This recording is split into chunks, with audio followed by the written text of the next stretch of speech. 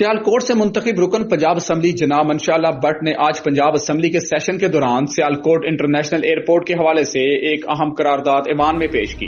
ہمارے bureau chief نوان چودھری کی رپورٹ کے مطابق اپنی قرارداد میں جناب منشا اللہ بٹ نے ایئرپورٹ کی معاشی و تجارتی اہمیت کو اجاگر کرتے ہوئے حکومت سے مطالبہ کیا ہے کہ سیالکوٹ انٹرنیشنل ایئرپورٹ کو مزید سہولیات، توسیع اور حکومتی معاونت فراہم کی جائے تاکہ نہ صرف خطے کی تجارت کو فروغ ملے بلکہ عوام کو بہتری سفر سہولیات بھی میسر آئیں۔ اسمبلی کے دیگر اراکین نے بھی اس قرارداد کو مثبت انداز میں سراہا اور سیالکوٹ ایئرپورٹ کی خدمات کو ملک کے لیے ایک اہم اثاثہ قرار دیا۔ شکریہ چیئرمین صاحب۔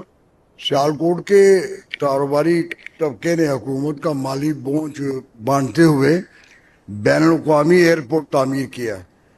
پنجاب حکومت نے SOR نمبر 14/203 1-1 ٹیکس SO کے مطابق مورخہ 23 مئی کو 2013 کے ذریعے سیالکوٹ ایئرپورٹ پر 16% سیل ٹیکس لگایا۔